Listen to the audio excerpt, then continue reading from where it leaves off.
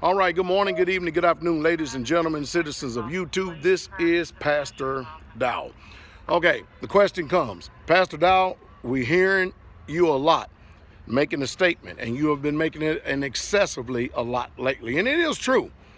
You have been saying vengeance belongs to Yah, but justice belongs to us. Please explain the difference. Well, I'm going to go ahead and explain the difference, okay?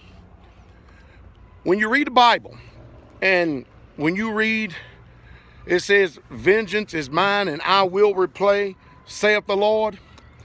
When the Bible talks like that, he is speaking on a global scale. When you have one nation coming against his people, all right? I'm definitely not talking about Israelis, Khazaring Israelis. I'm definitely not talking about them. But one nation that is actually coming against his people, all right? And when his people, when they have no ability to fight and no ability to resist the tyranny of that nation. Well, what's some of these nations that the Most High Yah is going to destroy? Well, first of all, he destroyed Egypt. Y'all seen what happened whenever the Mizrahites or the Egyptians, you seen what they did to the Israelites with this slavery and stuff. All right, and Most High destroyed them. All right, so then they went into many different captivities. Now, Israel went into captivities because of their rebellion, their stubbornness, and their disobedience to Yah's law. You know, it's kind of like today. People are rebellious and stubborn, and especially being in a captivity, it's really messing their minds up. But if you notice, he destroyed the Assyrians, the Babylonians, the Greeks, and the Romans. And guess what? He's going to destroy America, too. He's going to destroy America, no doubt about it. Now, that's vengeance. When you're speaking about, and you go read the book of Revelations, he's speaking on a kind of like a mass scale, a big old nation scale, okay? So think about this for a second. All right, when you read Revelations, you got almost every nation, especially in that region called, has been redefined during World War II as the Middle East, where the Battle of Armageddon is going to take place over there. That's when he's talking about vengeance is mine, I'm going to repay.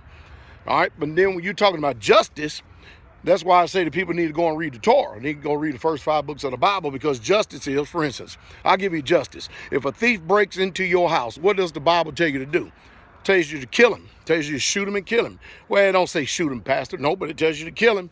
Didn't give you a prescribed way to do it, but that's what it does. That's justice. When someone attacks a pregnant woman and she loses seed, are you following me?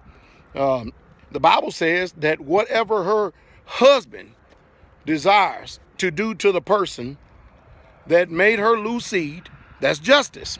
Are you following me? Then it gives us the commandments. Thou shalt not kill. All right. And then it regulates that. For instance, it used to be in the day that if a man or woman, let me define this for a second. Adultery is always based on the status of a woman. In other words, if a man lies with a woman that is not married or betrothed, he cannot commit adultery. So today, you know, you got people getting up here getting condemned for fornication and adultery instead of they don't even know what adultery is or fornication. So when you look at it in the Bible says if a man is lying with another man's wife, or a wife is going out and she lies with another man, period, while she is betrothed or either married, the Bible says you kill her, you stone her. What is the purpose of all this killing and stoning? Well, it goes on to say so you'll put the evil away from you. So I ask you, American public, what would happen in this country right here, and what kind of world would we live in if we actually implemented and instituted a lot of these old laws and customs that actually was there to regulate the behavior of wicked people? You see, it would definitely curb all this rebellion. You see, if you read the Bible, and that's the one thing I've always bring out, I want y'all to listen to me very closely. If you read the Bible, you notice that anytime somebody transgress, anytime somebody commits any type of injustices or anything whatsoever at all, they don't have prisons to throw people in. You know why? Because they judged them. The elders judged them. The priests, they judged them. They judged them right there on the spot. And they had heads of tribes to make sure that all matters were adjudicated properly. You get that? If we had that going on today, you know how much rebellion and sin, iniquity and transgression and wickedness that we could get rid of, and what type of beautiful world this would be. There you have the difference between vengeance and justice. Vengeance is when Yah is going to be destroying nations on a scale. Justice is when he has allowed just for you to take it into your own hands because someone has actually betrayed, front you, or did you evil and wrong, and there's a recompense in it. All right, y'all have a wonderful day.